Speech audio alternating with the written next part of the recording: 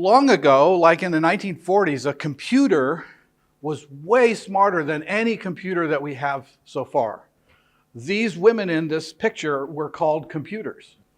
And you can see they've got paper, and some of them might have had, a calculator of some kind. So people who did computations were called computers. And the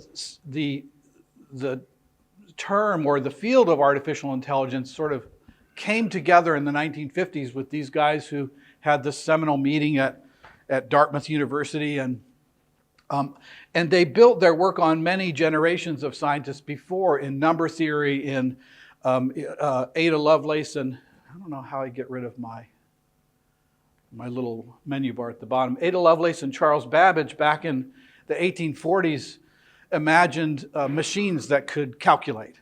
And then, of course, digital machines, Konrad Zuse in Berlin, Jan von Neumann, who's Hungarian, was at Princeton University and built one of the first computers. And then I'll talk about Alan Turing, who sort of launched a discussion back in 1950 with a paper about can machines think. And more recently, deep learning, and I will define deep learning and machine learning in a moment. Deep learning was these three gentlemen who have been sort of pioneers in that field for a few decades won the Turing Award, named after Alan Turing, as the equivalent of the Nobel Prize for computer science. So it's like the highest award you can win in computer science. And they won it, I think it was in 2020, or maybe it was 21 or 22, but in the last couple of years, they won the Turing Award for their work in machine learning. And so that's kind of the history of AI. I just thought it was really cool because John von Neumann is one of our heroes in computing. I got to meet his great-grandson at ELF last year. I haven't seen him this year. Is he here?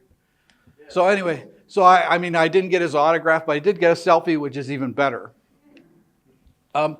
So as I mentioned, Alan Turing, you might be familiar with Alan Turing, not so much for AI, but for his work in World War II at Bletchley Park in the UK, developing a machine that broke the German Enigma encryption device.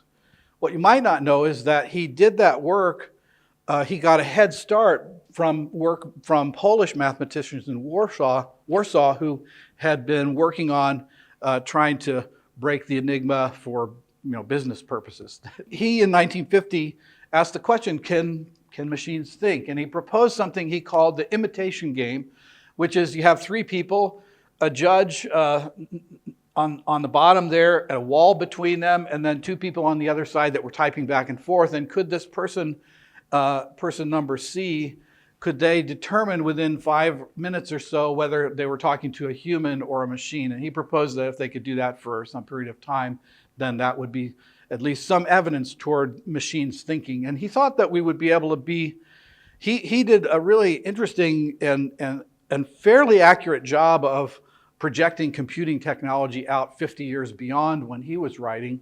And he thought that we would be able to pass the Turing test here, or the imitation game with computers, by the turn of the century, 50 years later. And he wasn't really that far off, because a machine that we would have had maybe 10 years ago would have passed this test. And certainly, as you've seen interacting with, how many people have never heard of ChatGPT? Yeah, so anyone that's interacted with ChatGPT or any of these tools knows that they definitely passed the Turing test. Artificial intelligence is this broad field of computer science and information theory, and machine learning used to be a branch in that family tree, along with computer vision and text generation and natural language processing. And now, even up until about 2012, this was the case. Since about 2012, every field, or almost every field or subfield of artificial intelligence now uses machine learning as their main tool for getting their job done. So machine learning is sort of synonymous with AI, and we'll talk a little bit about that in a moment. You've already been experiencing AI now for over a decade. If you have any of these talking devices in your home, more likely that everybody in the room probably has a camera in their pocket that also makes phone calls. And it will, you've seen that it draws boxes around the most beautiful kids in the picture. These happen to be my grandkids. So when it draws that face box, that's an AI model analyzing the image inside your phone. So you have AI models that you're carrying around in your pocket.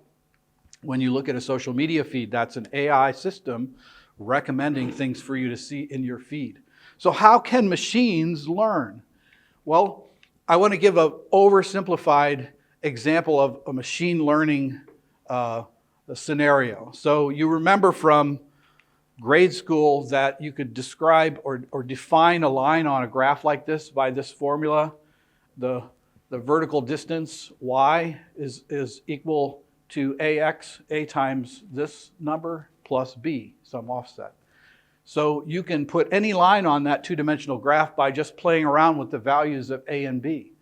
So a program would start out and just randomly draw a line there. And you want to know, is that the best line? If I know these values here, and in this case, it's the price of a house versus how many square meters. And I want to have a predictor. I want to have a formula that I could use so that when somebody tells me, oh, I've got a house and it's 325 square meters, I can get an estimate of how much that house should cost. But I don't have a house, I don't have that dot on here, so I've got to predict it. So I'm going to draw this line to best fit that set of dots. And then I can measure with every line the distance between the line and all these dots, and then come up with a formula that as I adjust that will go to 0 or towards 0, and then I'll say that's the closest line that I have. And what we do that, if I asked you to draw that curve, you would just do that with your eyes, but you wouldn't realize that your brain is kind of going through that as well. But in real life, and this is where I promise this is the only slide that that has any sort of formulas or mathematics on it, but you don't have to understand the details. I'm just going to tell you sort of how it works, and then all you have to do is say, yeah, I kind of get that. That's the goal here. If you're going to ask how much a house is worth, as you know, it's not just how many square meters it is. It's also what neighborhood it's in, and all these other factors like these, number of bathrooms, number of bedrooms. And so to do a program that will predict house price in real life, you have to take all these attributes into account. And so you come up with this matrix math, and you eventually come up with this formula like this that says, here's all the different attributes, neighborhood, bathrooms, bedrooms, etc. And some are more important than other in our calculation of the house price. And so I'm going to put these weights, these values, and say, if the neighborhood is twice as important as the number of bathrooms, then maybe I put a 2 here and a 1 there. And so I can then construct this formula and translate it into a neural network. So all this to say that there are these neural networks, and they're all just doing linear algebra, essentially. And that's how machines can learn. It's just algebra, all right? So how might that work? We look at this much larger neural network on the right here. We talk about layers in neural networks, and so this one has 5 layers, an input layer, which is all the pixels on the screen of a handwritten character in this example. Output layer, there are 10 dots, which correspond to 0 through 9, because this network is going to guess from handwritten what the number is that the person wrote. And then we can measure at the end and say, well, we only got 1 right. And so we'll go back through and we'll adjust all those weights in that long algebra formula. Of course, now it's much longer because it's a bigger network, but adjusting those weights, just like trying to figure out that fitting that curve. This is essentially fitting a curve in a multi-dimensional space that we can't even visualize because we live in 3 dimensions and maybe 4 if you count time. So another way to kind of think about neural networks is in terms of size. We have 86 million neurons. A fruit fly has 3,000. This is an animation of one that has 10,000 neurons. There's so many connections in that kind of a network that only 2% are shown here. But now as it goes to the side, you can kind of see this is a 4-layer network. And it's taking the input from all the pixels on the screen and then making a guess to see which digit that is. And I'm going to come back to that diagram and talk about the difference of sizes in neural networks a little bit later. So now, how do we train a language model like ChatGPT? We don't send through handwritten digits anymore. We send through entire books and documents. And we send them through this stage of pre-training that looks a lot like what I just showed you, except the neural network is way, way bigger. In fact, it's connected multiple neural networks. But we send all this text data through, and then we end up with something that's called a pre-trained model. So ChatGPT, G means generative, which means a kind of AI that can generate content. PT means pre-trained. So ChatGPT is a pre-trained model.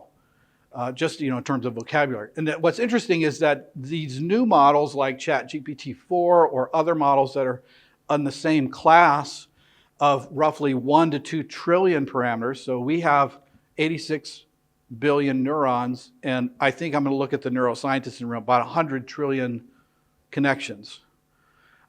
So we're 1 or 2% of that with something like ChatGPT.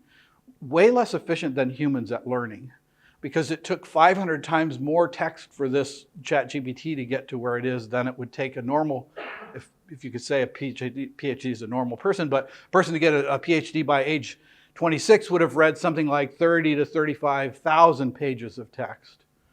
And GPT had something like 60 million that it needed to read.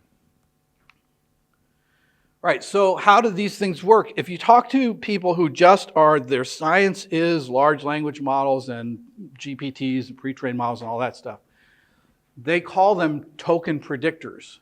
Or if you just equate token to a word, which is it's not always that, but token to a word, it's just predicting the next word. And it's really quite remarkable that at a certain scale, it starts to exhibit these properties that seem like it's reasoning, and it's certainly producing coherent sentences, but all it's doing is I say to it, write me a limerick about Christian professors in Poland, and it says, what's the most likely next word? Certainly. Let's go with that. And then it puts certainly at the end. It goes through the whole thing again and puts the whole thing through again until it eventually builds up, and it's got, okay, certainly here's a limerick, and then it'll keep going after that.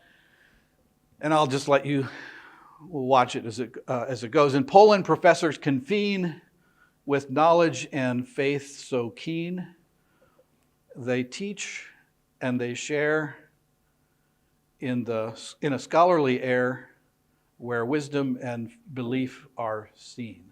So that's pretty good if it's just predicting the next word. But what it's not doing is what you or I would do, which is to think about, okay, we're going to write a limerick here. It's got a rhyme, and we would probably go through a couple of drafts and erase things and go back. But it's just doing it in one shot as it's going through. And you can kind of imagine, since it's not going to do the same thing every time, there's a little bit of fuzziness in choosing the next word. There might be 10 possibilities, and sometimes it chooses one and sometimes chooses the other.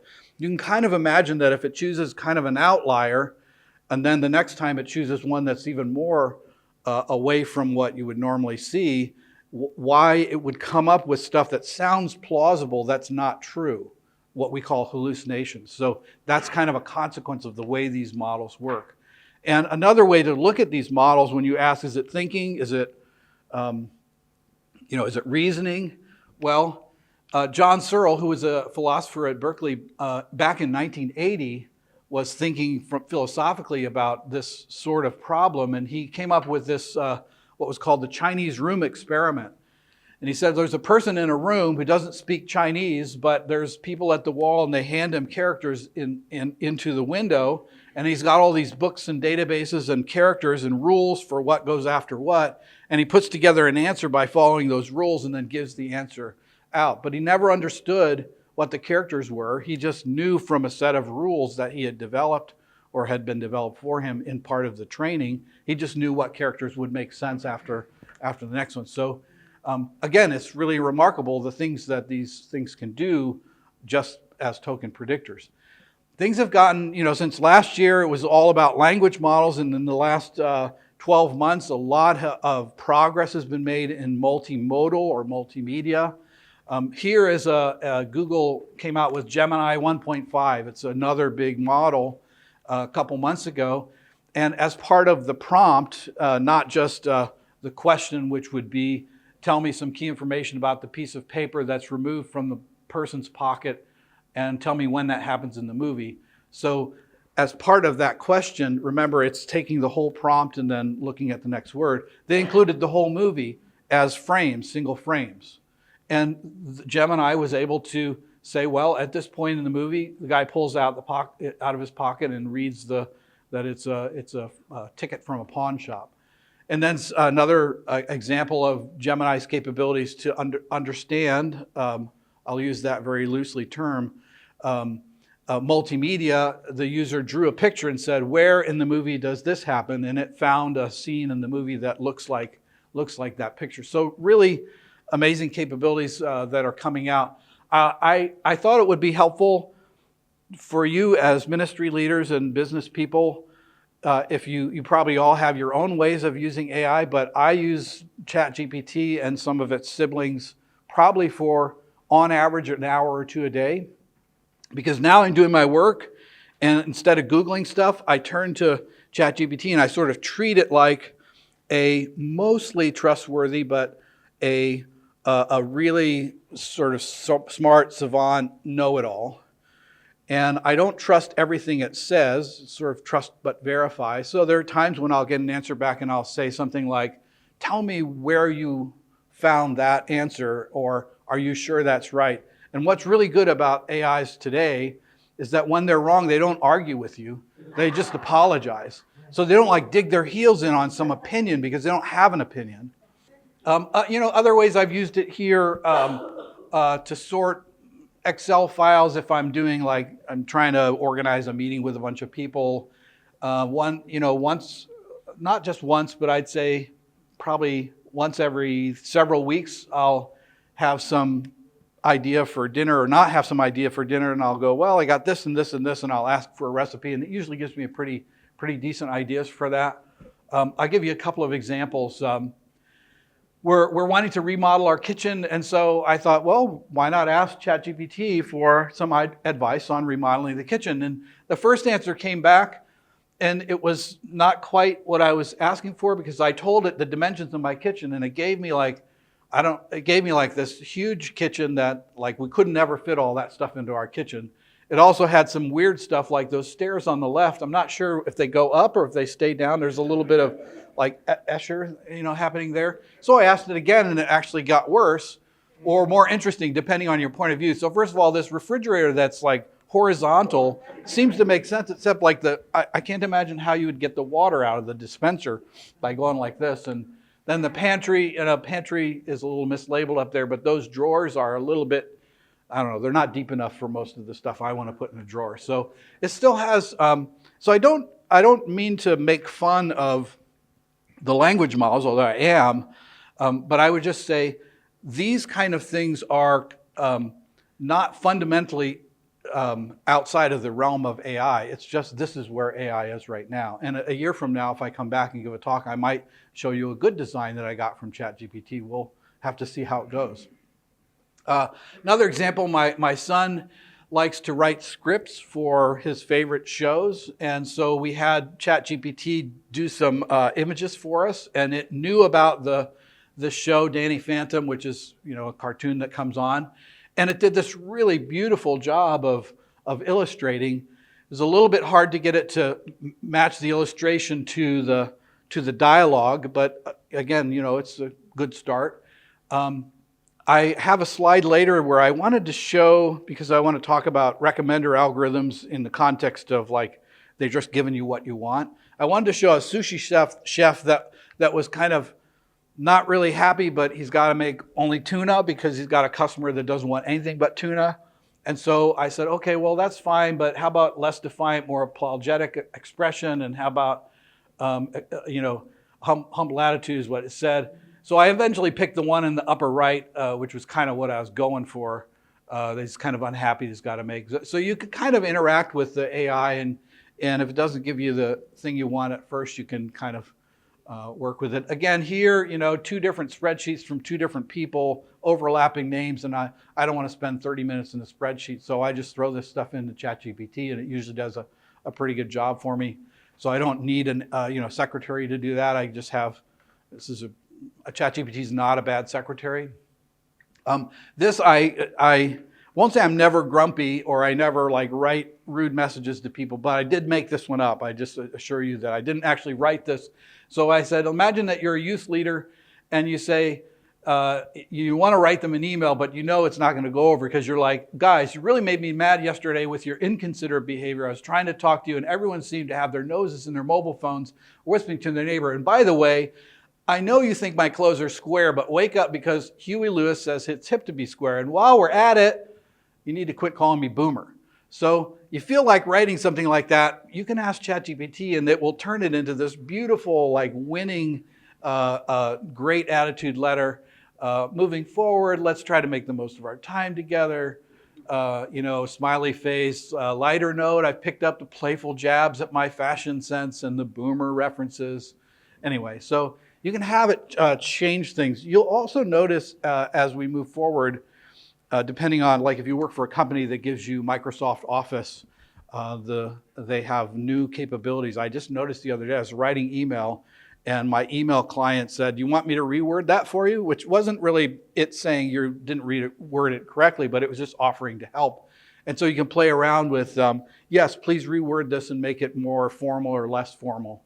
And these kind of capabilities are going to just keep going, showing up in tools, and that's how a lot of people will interact with AI.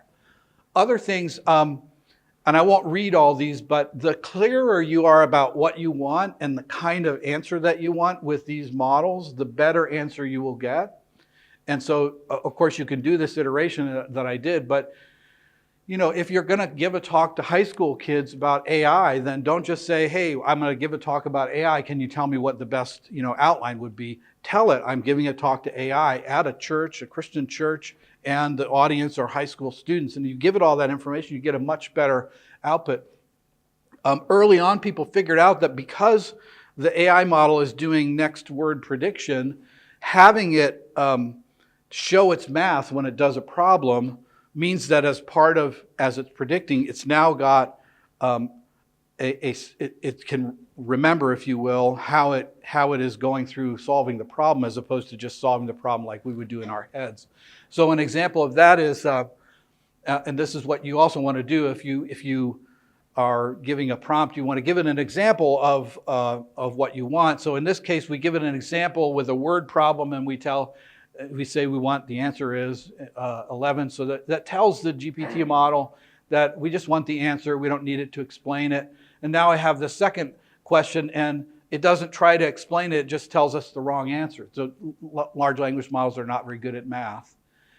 And so if I just add a little bit and say, give it the model that says, I want you to explain how you got the answer, then it actually comes up with the right answer. And so that's the same language model with the same training, but it's just a different way of prompting it so that you can better work with this technology and get better results from it.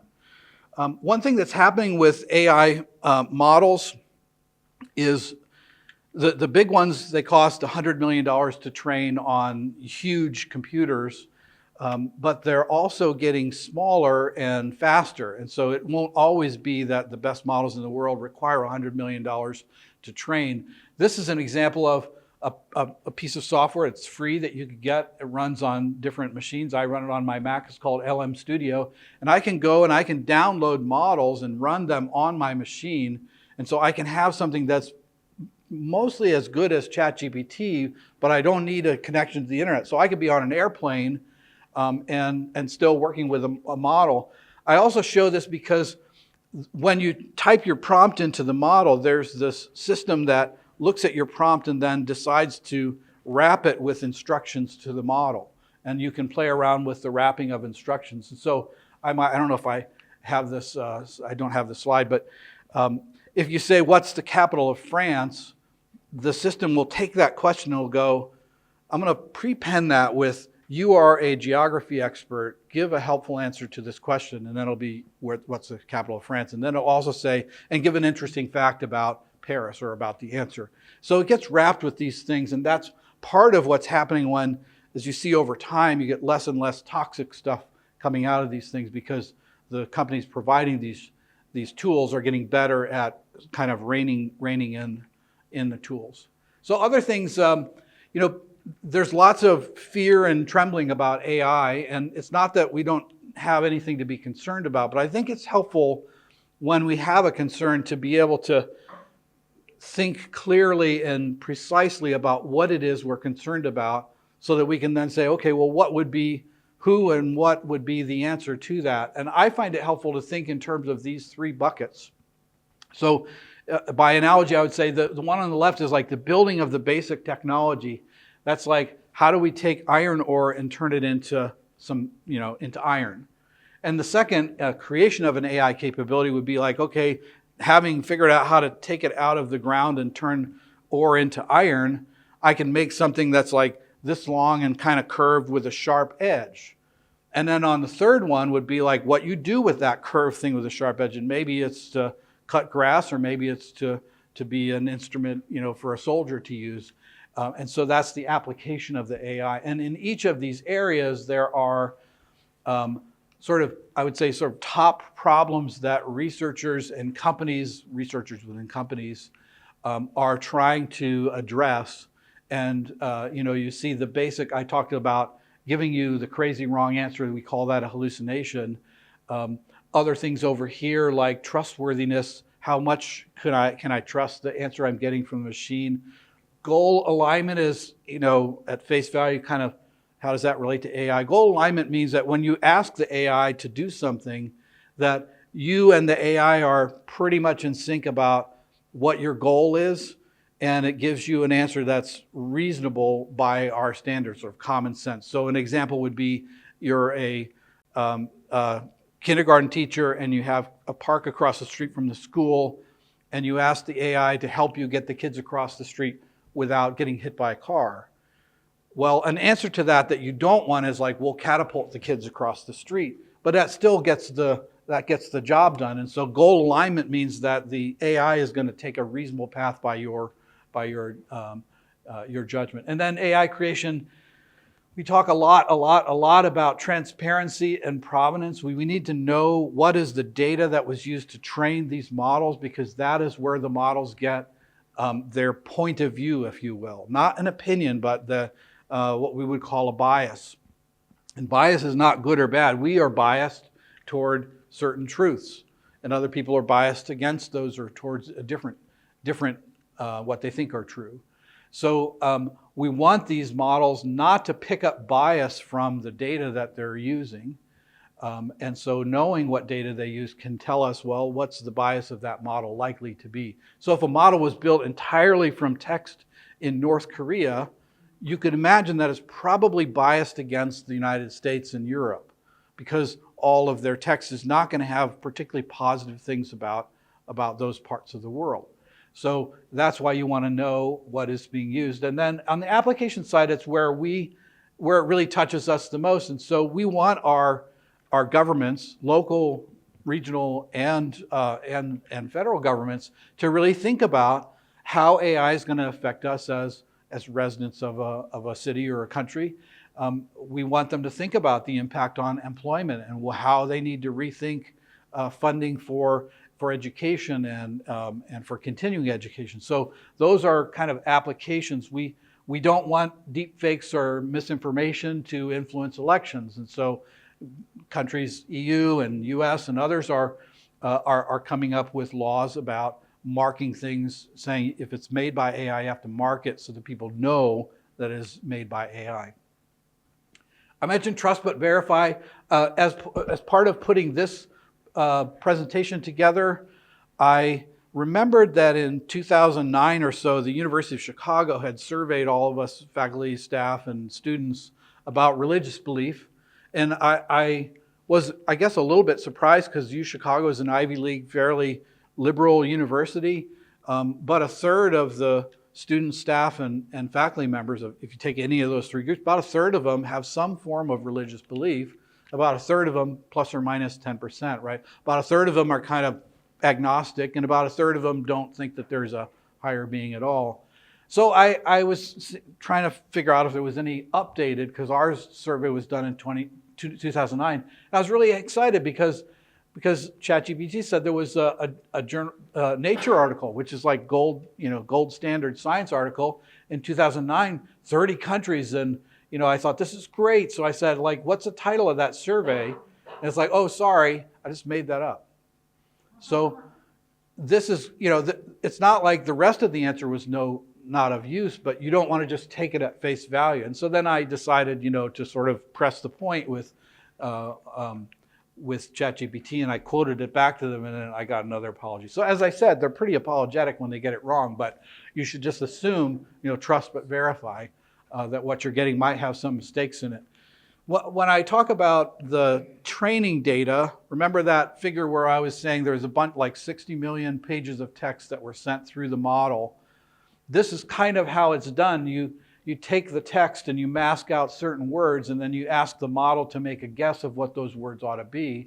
And just like in the handwriting thing, it gets some of them right and some of them wrong, and then you pass that that information back through the model and have it adjust all of its weight.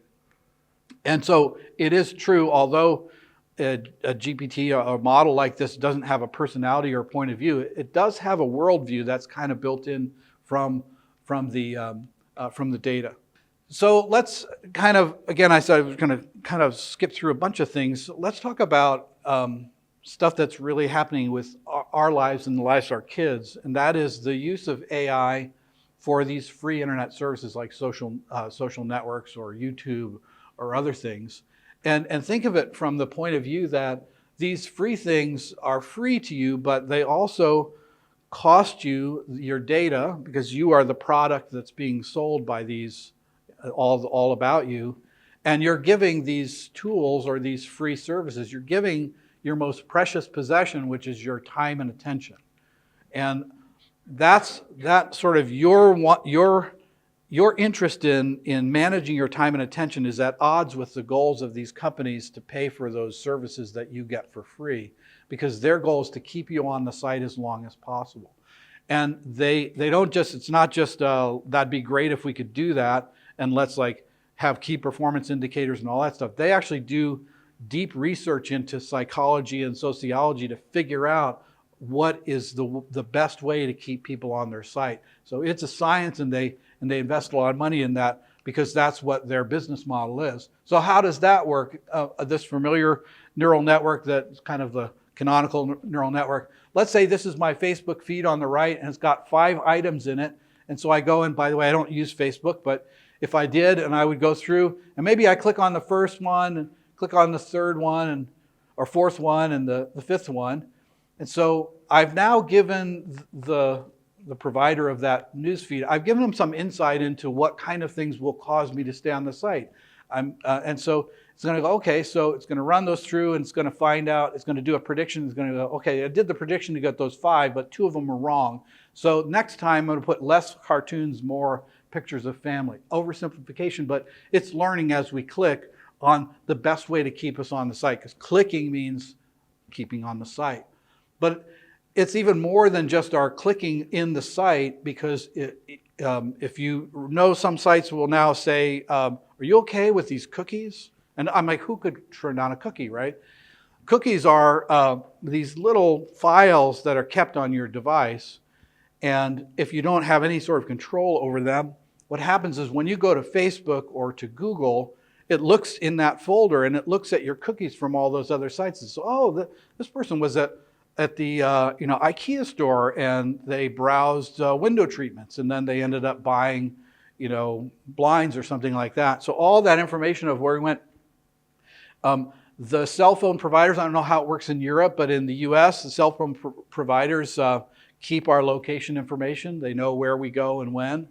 Our browsing history from the cookies, so location, and then the things that we purchase. So all of that goes into this model to develop a personalized algorithm for you so that you'll stay on the site longer. They don't really care what keeps you on the site. They have these tech companies don't have they're not liberal or conservative. They just want you on the site. They're just capitalist.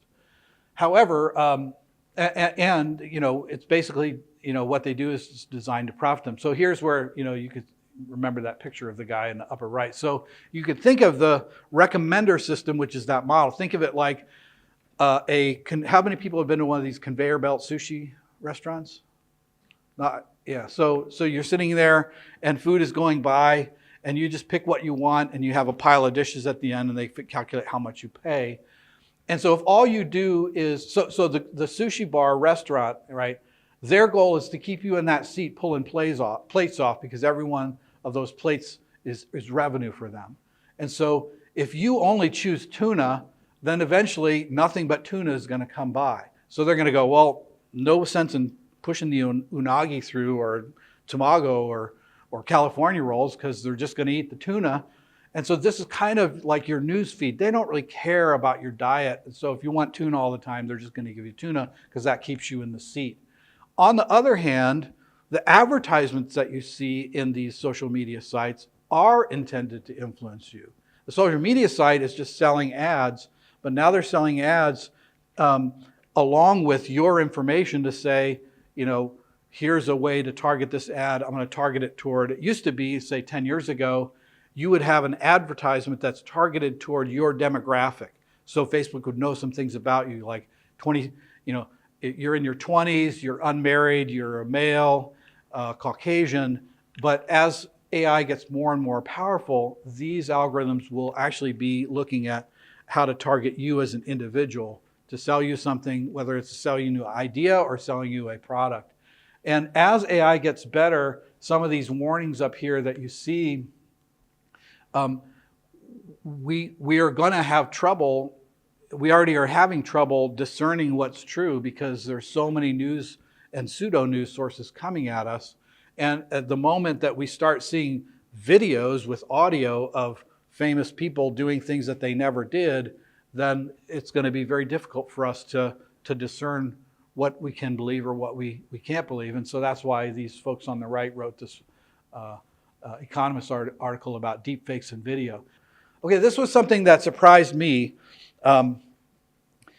So first of all, I was exchanging email with some friends at work, and one of them mentioned that on this site where there's a whole bunch of models that you can use to download, like to that LM Studio, the app that I have, he said the most popular model is something called Cheerful Chatty Teenage Girl or something like that.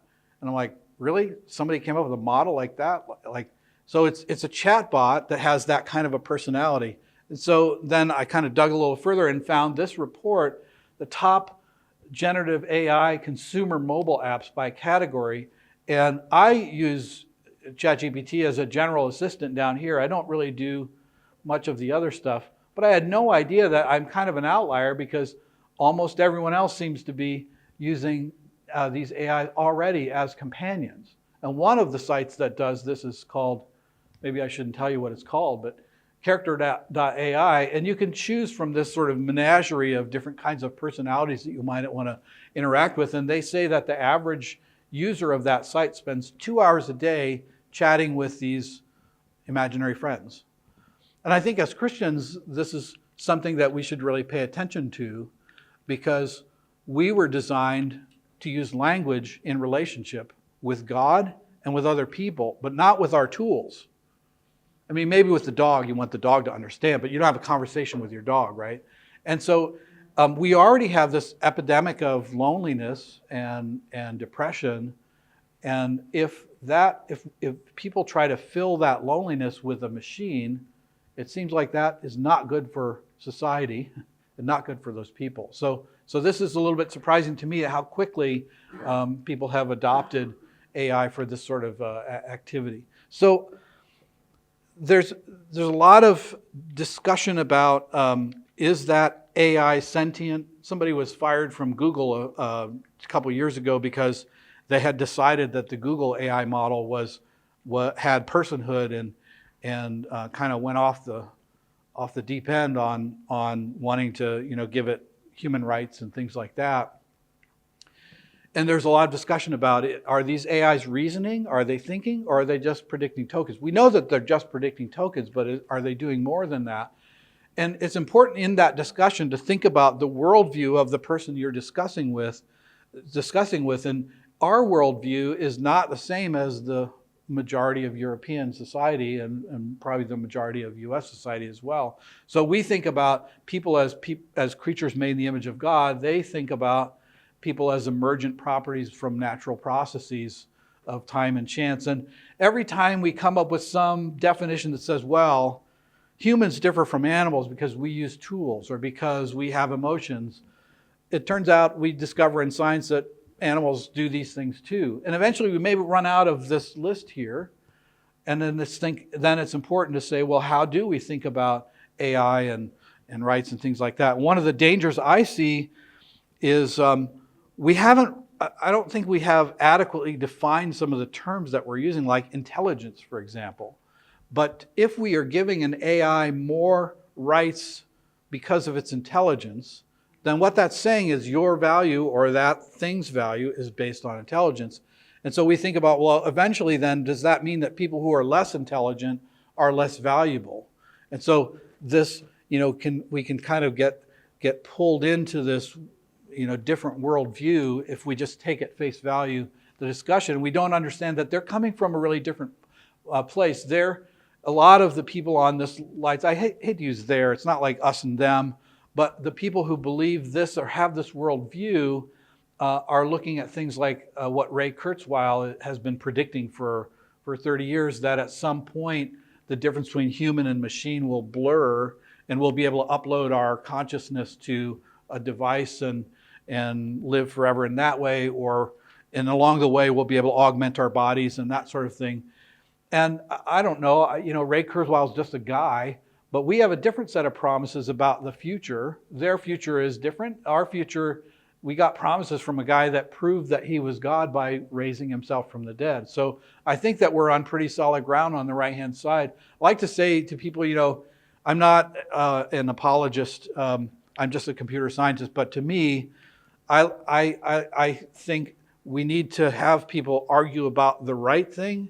And the one thing that we all agree on, that we don't need to argue about other things, is this guy raised from the dead. Because according to Paul, if he didn't, then we should all throw our faith out. But if he did, that means something. And that's more important than lots of other things that we argue with people in the world about. So these different meta-narratives, if you will. So this one, I should have checked to make sure none of the neuroscientists were armed with fruit, because you're going to throw something at the screen, I know it. This is a really good paper with a really good idea to do this new kind of AI where you have multiple AIs talking to one another. And there's some really interesting work that's being done there. But what's the problem with this is that they've now decided that consciousness is sort of like comes from awareness of surroundings. So they say we use consciousness. In other words, they're saying, let me decode this. We're going to redefine the word conscious to mean the degree of awareness of an agent's state and surroundings. So by this definition, my Nest thermostat, my smart thermostat, has cognition because it understands that there's movement, it knows light levels, and it knows the temperature, it even knows humidity. So they've redefined. So this is like, I put this in just for my neuroscience friends, like, what? You're like, that's your definition of consciousness? And I thought this was an appropriate quote from Richard Feynman, who's one of the most brilliant physicists of the 20th century, talking about how easy it is for us to fool ourselves. So when we start redefining these terms, then we can kind of go down this rabbit hole that's not real science anymore. It's just like, some of it's real science, but we're going to fool ourselves. And I thought it was interesting, it's kind of hidden by this artifact down of my, oh, did it go away? Oh, yeah. Is that I looked through and I looked up all the 12 authors on this paper. Not one of them was a psychologist, a cognition, neuroscientist, et cetera. Just a bunch of computer scientists and robot scientists, which are kind of a field of computer and mechanical science, and some people that knew something about the healthcare system. But now they're redefining the word consciousness. So we have to kind of be careful about what we hear in the news and what we hear that scientists have discovered. If you get an article that says scientists have discovered that ChatGPT 6 has sentience and is conscious, then you need to ask, well, what's the definition that you're using there? And if it's this definition, then it doesn't really mean that much to see that headline. So let me kind of wrap this up, and we'll have more time to talk with a few other things that people tend to ask about with respect to AI, and there's good things to ask about. One is, how's it going to affect the job market? How's it going to affect my job? I'm in trouble because I'm down at the right hands of computer and mathematical jobs. 100% will be automated. I think this is like by 10 years from now. So I need to figure out how to reinvent. I could go into grounds maintenance up there. That's a pretty safe field. The gray on here, somebody asked me yesterday what the gray is. The gray is like not all the jobs, but a fair number, like 50% of the jobs. So I don't know how to really factor that in with the other color code, but you can kind of see that some jobs are going to be more affected than others. It's also the case if you look at, I'm not a labor expert, but if you look at what labor experts have studied in terms of the job market over time, 60% of the jobs today didn't exist in 1940. And then if you kind of look back and do a little bit of more careful study, you find that in the last 80 years, 85% of employment growth was from new technology. So what that kind of, what I take away from that is that, yes, AI is going to mean that there are fewer of these jobs and maybe not ever none of these other jobs, but it also means there's these other opportunities that people have. So as I told my son who, when he graduated with a finance degree like 5 years ago and went into work for a bank, I said, make sure that you're the guy that is involved in planning and developing and purchasing the software that will take your job away, your entry-level job away, because the entry-level jobs are going to get eaten by software. And he took that to heart. He does a lot. Even the finance guy, but he seems to have gotten into the software. So the lesson there is that you should really think about, and I work at Argonne National Laboratories, 3,500 people, and we have for the last 2 or 3 years been encouraging people at Argonne to think about how to responsibly use AI to do their job better, to save themselves time, to improve their quality. If you're writing a proposal or a paper, sure, use ChatGPT to help you with the wording, to help you, not to write it for you, but to help you. So I think in any of these jobs, you want to look at how you could do a better job by using AI tools. I'll close by just talking about some of the regulations that are coming out. Last year, they were just being talked about. The EU was talking about this AI Act and finally passed it a couple months ago, where they defined 4 levels of risk. And what I found shocking, because I've never seen this kind of structure for fines before, but if you are a large company, then you can be fined up to 35 million euro or 7% of your revenues, not 7% of your profit. So you could go out of business with that kind of a penalty. And so the stakes are really high for companies to do the right thing. And there's going to be more and more detail that come over here in terms of what the right thing is. One of the areas of high risk is if you're using AI in the workplace and it's going to affect people, you need to have a plan for how you're going to take care of your people as you make that change. There's something called the gig economy. I think that maybe comes from the fact that musicians who are, go from one job to another, they call them a gig. So the gig economy is like rideshare drivers and food delivery people, that sort of thing.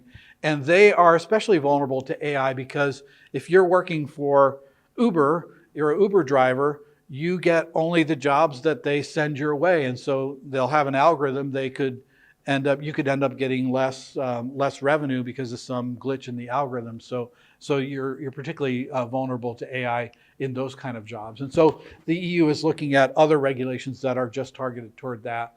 I think it was in March, there was a meeting at Bletchley Park up in the UK of lots of different companies and government leaders, and they came out with some goals that international and national governments should be working toward with respect to AI. So at the highest level of governments, there is a recognition of some of the risks of AI, and that's a good thing. And then just last week, as a follow-up to that, there was a summit in Seoul. And these 16 companies, the ones at the top are from, the ones at the bottom are from the US, the ones at the top are from, even of all places, China and UAE, South Korea, France, and Canada. So they all signed on to not the EU Privacy Act, not that thing with penalties, but they did sign on to an agreement to at least get things started. And so that's also a promising sign there. And then I want to close with a couple of sort of food for thought. Which may or may not, may have other things you want to talk about, but just as we think about how to think about this. One is I would really encourage you to look at this evangelical statement of principles about AI. It comes from the Ethics and Religious Liberty Commission of the Southern Baptist Convention. And each of these 12 areas, there's like a half page of text. So it's not like a tome. It's not a big book. But I found it very forward-looking. I was pleasantly surprised that even back in 2019 when they did this, they were already anticipating some of the things that are now being talked about with AI and ChatGPT. And so I really encourage you to look through that and look at a suggestion from these folks on what should the Christian point of view or the Christian position be about AI and healthcare or AI and sexuality or these other topics as well. So that's one sort of food for thought. Do I have others? Yeah, so I wanted to come back to this one about like the majesty of God. So 3,000 neurons, a fruit fly, and with only 3,000 neurons, as you know if you've ever dealt with fruit flies, they're really good at staying alive. Like they can dodge things and they can find food and with 3,000 neurons in an artificial that make up that machine. So we can run models like this, or we can train models at this scale. It's expensive. It would take a while on the machine to train, and we have a project to do that. But we would only be at the sort of ChatGPT level, and we would not be at the point that you and I are with our measly 86 billion neurons. And actually, I'm sorry, that should be 100 trillion synapses that we have. So we have more synapses than but engineering-wise, when we've been on a quest for the last 10 years to get to this point of computing power, to go from where we were 10 years ago. We wanted to go 1,000 times faster by 2020, and we got there by 2023. And by we, I mean like a multi-billion-dollar government project in the US. And one of the big goals there was like, well, we want to build this big machine, but we have to be more efficient from a power point of view. Otherwise, we're just not going to be able to afford the power to run the machine. And going beyond this machine will even be more power. And so if we want our next goal 1,000 times faster than this one, we have no idea how to get there because we can't get there with the current technology. So how does our power efficiency compare with God's design of the brain? 20 watts will run the human brain. That's like 3 electric toothbrushes. I mean, maybe 3 of these. But in 2010, the fastest computer in the world required 5 megawatts. 5 million watts versus 20, which is enough to power, I don't remember which World Cup or Premier League stadium that is, enough to power a stadium that holds 70 to 100,000 people at night. So that's a lot of power. When we went from that point to 1,000 times faster, we didn't have 1,000 times more energy that we needed, but we needed a lot more. And so that machine at Argonne has 60 megawatts of power. That's enough to light up those 12 stadiums at night, or enough to power a small city.